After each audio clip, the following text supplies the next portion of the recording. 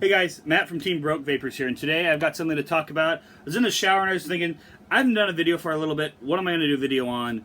And if you haven't kind of picked up, my idea behind this channel is things that just aren't talked about, lower priced quality mods, and the things that those more advanced reviewers just kind of assume everybody knows, but you may not necessarily know. And in the shower I thought, hey, let's do a video about cleaning.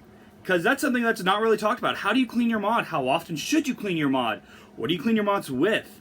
A lot of the issues I see at work, working at a vape shop, come from dirty mods. People just didn't know they had to clean them, didn't know any of that kind of stuff. So we'll go through, let's talk a little bit about the different kinds of mods. We'll start out with mechanical mods. So a lot of vapors start with the basic mouth-to-lung hits, and when they do go to the sub-ohms, a lot of guys are used to go to mechanicals.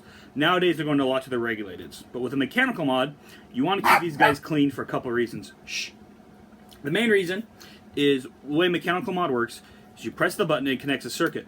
Positive power flows up the battery through the positive pin of your atomizer. And for those who do not know, on your atomizers, your positive pin is going to be that little copper thing right there. Goes up there through your positive post, into your coils, does its magic, goes back down through these threaded rings, and then travels down the mod itself. So your mod is actually a part of the circuit. The dirtier your mod is, it's going to resist that flow, and it's going to give you a voltage drop, and it's not going to hit as well. So you want to keep your mods clean. Big areas on mechs to keep clean is going to be the 510 threads on the inside of the mod. You want to keep the 510 threads clean on your atomizer himself, and as you can see, this guy's dirty and needs to be cleaned.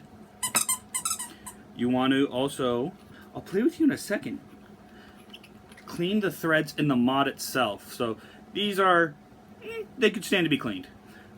Depending on how often you vape will determine how frequently you should clean. So if you vape a whole lot at really high wattages, you're going to have to clean more than a guy who vapes a couple times a day at really low wattages.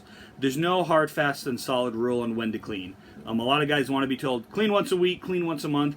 It's all circumstantial. And I'm sorry, my dog really wants to play. I'll play with you later. It's all circumstantial based on how you vape. So I like really high wattage devices. I have to clean mine every couple days.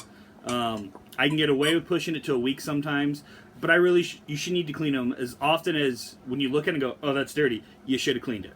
That's the best rule I can give you, is use common sense of, oh, that's dirty, I wouldn't lick it, is my rule. If you wouldn't lick it, you should clean it.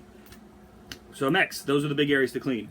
Now let's go to the new area that a lot of people are going to for the new first devices, are regulated devices. So things that have a chip, you can turn the power up or turn the power down. What do you clean on these guys? You know, just what do I clean? Big area is just the 510 threads, both on your mod and on your atomizer. And the best way I found to do that is with a Q-tip. These little guys will be your best friend. Literally just stick a Q-tip in, circle, circle, circle, a little bit, and you'll get, it's kind of shown on the camera. I only got this guy 3 days ago. I cleaned him actually really quickly right before the video, so there's not a lot in there. But that's the big area on these guys to clean. The rest of this, don't really need to keep clean. All the power is really traveling through circuits, so that's why they can have powder coatings and all kinds of cool, groovy stuff. So these guys, keep your threads clean. If you use a tank, take your tank off every now and then and clean underneath it. Wipe off that juice that's in there, clean those threads up. That's going to be cause of a lot of issues that at least I have seen. And then we're going to get to some guys like this Noisy Cricket, which is a mechanical device with a hybrid top. So let me go grab my adapters. There they are. Sorry about all that craziness. When you have these adapter rings on a Noisy Cricket, see how nasty dirty that is? That's 1 day's of use. So my favorite way to clean these is go down to Walmart, Costco if you hit Walmart, wherever, buy a cheapy toothbrush. That's really it right there. Just toothbrush. If it's really nasty stuck on, isopropyl alcohol works wonders. But yeah, just literally scrub, scrub, scrub. If you have, say, a copper device or a metal mech and you're having trouble cleaning it, a little bit of Brasso, that's what the bottle looks like, works wonders. If you're using a regulated device, dip your Q-tip in isopropyl alcohol if it's being stubborn. On mechanical devices, Brasso works wonders. Just make sure that anywhere you're putting Brasso, so like I wouldn't put Brasso in those threads because it'll be a pain in the butt to get it out of. But I would clean this outer part with it if it were dirty and grungy. And then there are some guys out there using mechanical boxes similar to this Tug Life, where all your power is going through these wires. Really, keep your 510s clean.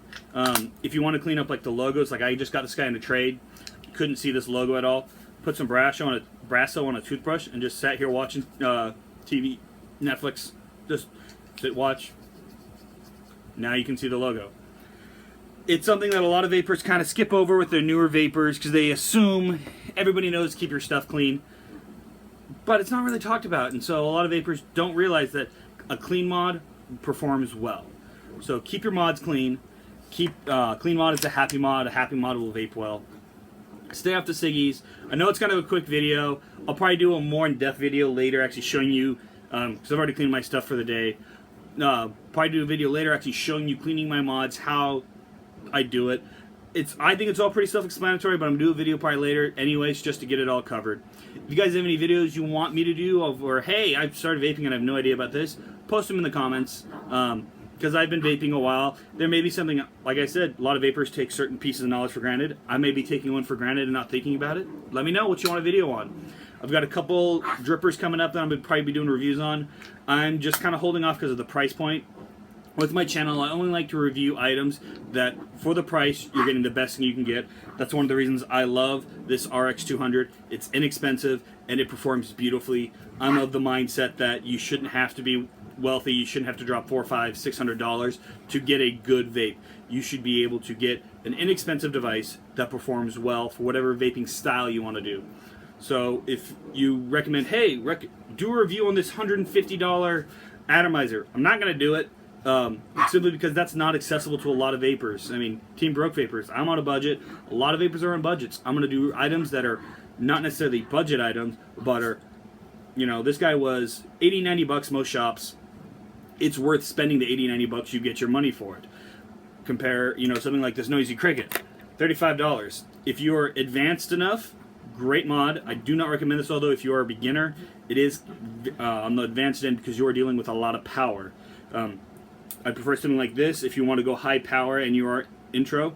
If you're more advanced and you know just don't have the budget, you have the knowledge, great mod. Or any basic mechanical box. I love mechs myself. I've been in this huge mech kick lately. Whatever you want, you should be able to afford on whatever budget you're on. You shouldn't have to spend a boatload. With that being said, I know I've rambled a little bit. I know the videos, you know, we're on 7 minutes and 45 seconds right now. Let's get out of here. Let's have a little vape. And you guys have an awesome day. Stay off the ciggies because they smell disgusting. And have an awesome time.